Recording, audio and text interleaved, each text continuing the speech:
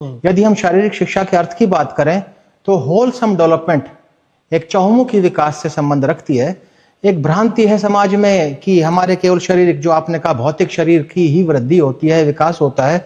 जैसे भौतिक शरीर से मेरा अर्थ है कि जन्म हुआ, वृद्धि हुई, एक स्थिरता आनी शुरू होती है, उसके कुछ दिन बाद शरीर क्षीण होना शुरू होता है, अंत में कहानी खत्म, मृत्यु होती है।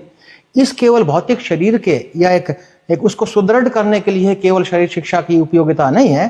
इसमें विभिन्न आयामों का विकास होता है, शारीरिक, मानसिक, अत्यात्मिक, यहाँ तक कि संवेगात्मक विकास। और आज के दिन जो एक युवा पीढ़ी जिसमें कि विकास की कमी देखी गई है, डेवलपमेंट ऑफ सोल, आत्मिक विकास, आत्मा का विकास। तो कुल मिलाकर कि शरीर शिक्षा तो एक चहुमुखी विकास है।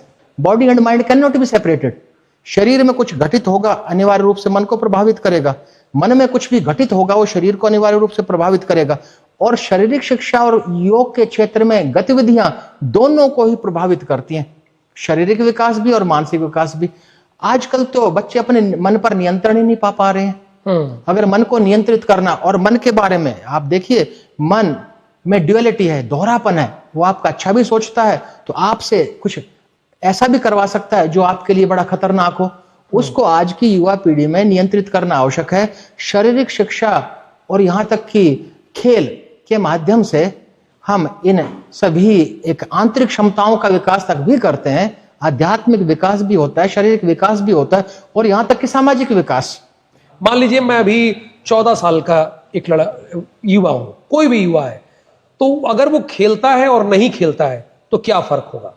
मैं अपने अनुभव के आधार पर बताऊं तो खेल के क्षेत्र में मैक्सिमम जो सहभागिता है ना, अधिकतर सहभागिता वो प्रतियोगितात्मक खेल के लिए, प्रतियोगिता के लिए, मेडल जीतने के लिए। हाँ। पर हाँ, केवल ऐसा नहीं है मेडल जीतने के लिए, हार और जीत के लिए। केवल हार जीत। लेकिन खेल के क्षेत्र में हार और जीत नाम का शब्द है ही नहीं। मेरे तो जो टीचर्स हैं, मेरे जो गुरु हैं, वो तो हमेशा मुझे बताते आए हैं कि बेटा, खेल के क्षेत्र में हार जीत नहीं होती, सफल और आंशिक सफल शब्द का उपयोग होना चाहिए। कि अगर कोई नहीं जीत पाया, इसका अर्थ हुआ कि आंशिक रूप से उसने इस बार सफलता प्राप्त की है, अगली बार पूर्ण रूप से करेगा। तो हार शब्द तो पहली बार नहीं होना चाहिए। और दूसरी बात, केवल प्रतियोगिता के लिए खेल में सहभागिता क्यों? अच्छा स्वास्थ्य प्राप्त करने के लिए क्यों नहीं? कि अपने स्वास्थ्य को अच्छा रखने के लिए भी तो एक खेल में सहभागिता हो सकती है, वो भी करना चाहिए। खेलना कूदना केवल प्रतियोगिता के लिए नहीं है केवल। और यहां तक कि कुछ खेल, जैसे मैं छत्तीसगढ़ के पारंपरिक खेलों की बात करता हूं, मुझे बड़ा अच्छा लगता है पारंपरिक खेल, जो एक मेरे लिए भी बहुत एक नया क्षेत्र था। देखता हूं माइनर गेम्स हैं, छोटे छोटे खेल हैं, बच्चे उत्साह के साथ। जैसे बताइए आपको अच्छे लगे। जितना एक वो भी एक खेल है जो एक लकड़ी के डंडों के सहारे से जो एक बच्चे उसमें बैलेंस बनाना, बैलेंस है ना, बैलेंस, संतुलन। पूरे सारे खेल गामक क्षमताओं पर आधारित है। मोटर एबिलिटीज पर स्ट्रेंथ चाहिए, एंड्योरेंस चाहिए, फ्लेक्सिबिलिटी, लोचता चाहिए, बैलेंस चाहिए, बैलेंस के अलावा एजिलिटी चाहिए, चपलता चाहिए, दुनिया भर के। और एक बालिकाओं के लिए, बालकों के लिए, दोनों के लिए इस तरह के छत्तीसगढ़ में तो दुनिया भर के माइनर गेम्स मैं देखता हूं। ऐसे खेल हैं जो इन सभी गामक क्षमताओं का विकास करते हैं। इधर केंद्र सरकार और छत्तीसगढ़ सरकार शारीरिक शिक्षा विभाग में कितना काम कर रही है? क्या आप उससे संतुष्ट हैं कि और उन्हें सलाह देना चाहते हैं कि और इसमें बेहतर काम करें? नहीं, बहुत अच्छा है। अलग से खेल विभाग है छत्तीसगढ़ शासन में, युवा कल्याण एवं खेल विभाग है, जो समय समय पर प्रतियोगिताएं भी आयोजित करता है। यानी कि राज्य स्तर के पुरस्कार भी हैं, जिसमें कि बहुत अच्छी सम्मानजनक राशि, एग्जैक्ट तो मुझे राशि याद नहीं है अभी, लेकिन वो राशि प्रदान करती है, एक मोटिवेशन, एक प्रेरणा का काम करते हैं। और एक सबसे अच्छा एग्जाम्पल है, छत्तीसगढ़ में योग आयोग बना है। ये बहुत सारे राज्यों में नहीं, योग आयोग बहुत राज्यों, बड़े बड़े राज्यों में योग आयोग नहीं है। और योग आयोग समय समय पर कार्यशालाएं, कैंप लगाता है, विभिन्न प्रकार के आयोजन करता है, जो कि कुल मिलाकर योग के प्रति जागरूक करता है समाज को। हाँ। तो योग आयोग की भूमिका है। और मैं यदि व्यक्तिगत रूप से मैं बात करूं अपनी, तो हम तो केवल एक विश्वविद्यालय स्तर पर, क्योंकि हायर एजुकेशन, उच्च शिक्षा में ही अपने योगदान दे सकते हैं।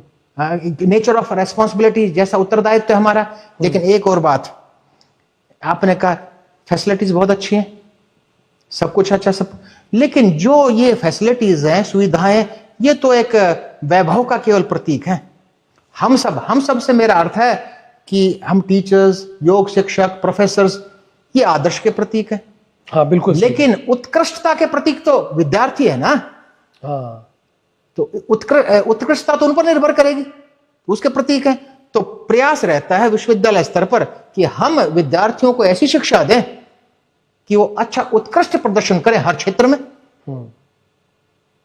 तो कोई आपकी सलाह छत्तीसगढ़ सरकार से इस विभाग को? देखिए, स्कूल क्योंकि आपका इतना बड़ा अनुभव रहा है, स्कूल स्तर पर कंपलसरी किया जाए शारीरिक शिक्षा को, स्कूल स्तर पर कंपलसरी किया जाए प्राथमिक से ही। क्योंकि देखिए, जैसी मकान की नींव होगी भवन उतना ही मजबूत होगा। तो स्कूल शिक्षा तो एक नींव है। अगर नींव को मजबूत नहीं करेंगे तो भवन की अपेक्षा कैसे कर सकते हैं? Sir right. हाँ, तो नींव से ही बच्चे को जो अवधारणा है, और ये अवधारणा केवल बच्चों तो क्या ये रोज होना चाहिए? क्योंकि हम लोग जब पढ़ते थे तो हम लोग में अर्ध खेल ठंड में होता था, बस खेल प्रतियोगिता के समय नहीं, प्रतियोगिता तक सीमित रखे थे उसको। प्रत्येक दिन सहभागिता होनी चाहिए। जैसे कि भाई आप हिंदी के पीरियड है, इंग्लिश के पीरियड है, साइंस के पीरियड है, मोरल साइंस के पीरियड है, दूसरे पीरियड वैसे खेल का उसी तरह से अनिवार्य रूप से खेल का एक समय देना चाहिए विद्यार्थियों को, रोज देना चाहिए। रोज मान रहे हैं? रोज जरूरी नहीं खेल के रूप में, फिटनेस एक्टिविटी हो सकते हैं। फॉर एग्जांपल, उदाहरण के तौर पर कभी किसी दिन एरोबिक्स करवा दिया।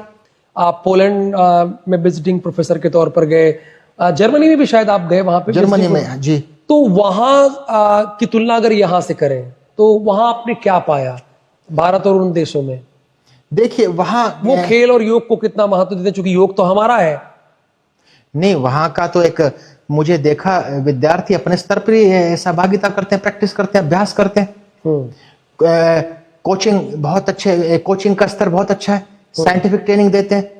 अगर खासकर एक नई पीढ़ी तो बहुत अच्छा सीख रही है, लेकिन विद्यालय स्तर पर हर स्कूल में तो हमारे यहाँ योग शिक्षक नहीं है, हर विद्यालय में तो शारीरिक शिक्षक नहीं है। जहां पर एक निपुण, एक ट्रेंड, प्रशिक्षित शिक्षक है, वो तो एक अच्छा ज्ञान प्राप्त कर रहा है, अच्छी गतिविधियां करवा रहे हैं, शारीरिक गतिविधियां स्कूलों में।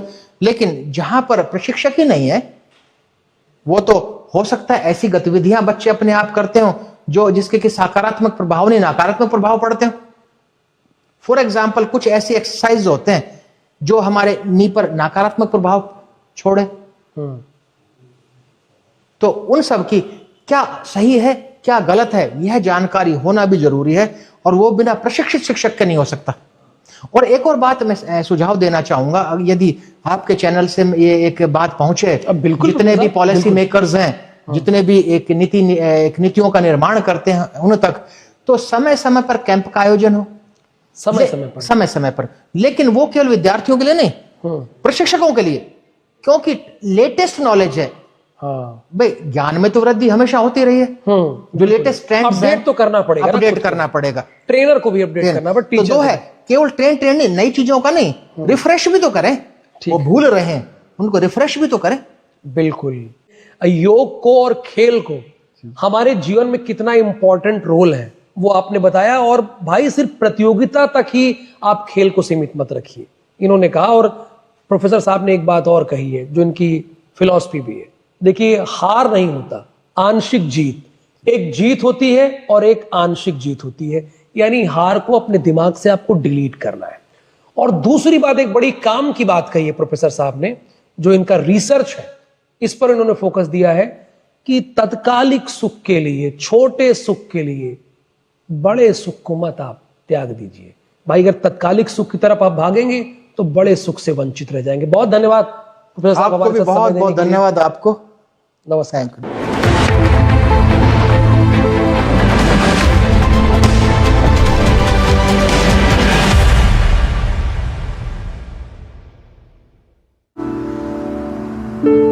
For your honeymoon, something that sparkles like new beginnings. Your loving mother-in-law. She remembered.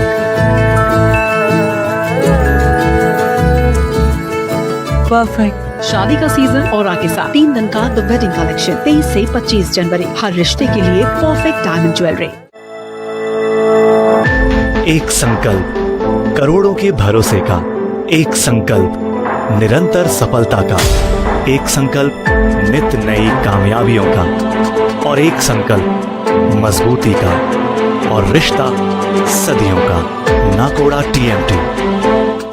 Health tips के प्रायोजक हैं डॉक्टर ऑर्थो ऑयल।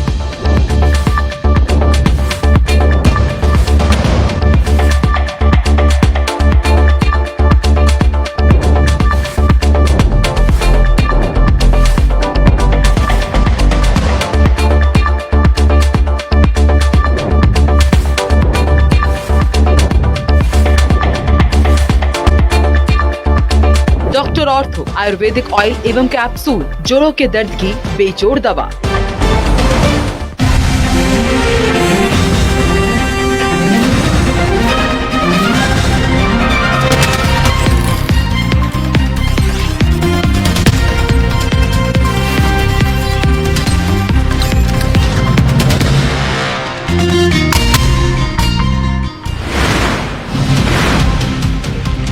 बैकुंठपुर में एक और अश्लील डांस का मामला आया सामने। रोजगार सहायक मस्ती में खुलेआम उड़ा रहे नोट, वीडियो हो रहा है वायरल।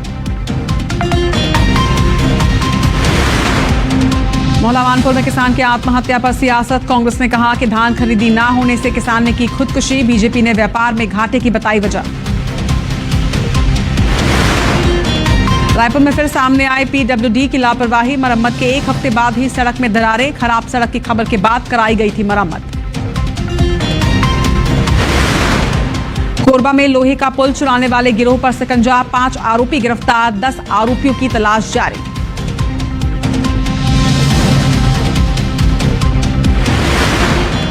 भारतमाला घोटाले में गिरफ्तार 3 पटवारी के खिलाफ EOW का पूरक चालान पेश। तीनों की गड़बड़ी से शासन को हुआ 40 करोड़ का नुकसान।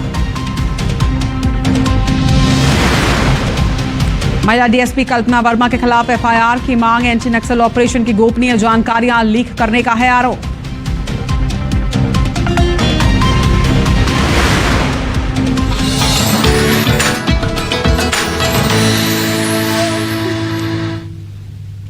नमस्कार, आप देख रहे हैं छत्तीसगढ़ का नंबर 1 न्यूज चैनल IBC 24। मैं हूं आप सभी के साथ रचना नितेश। जोहार छत्तीसगढ़ में आप सभी का बहुत बहुत स्वागत है। बुलेटिन में सबसे पहले बीजापुर से इस वक्त की बड़ी खबर आपको बता दें, जहां पर सुरक्षा बलों को बड़ी सफलता मिली है, बड़ी कामयाबी मिली है। दरअसल बीजापुर में सर्चिंग अभियान के दौरान 16 प्रेशर ID जवानों ने बरामद किए। BDS की टीम ने ID को मौके पर ही इसके बाद निष्क्रिय किया है। जंगल में जमीन के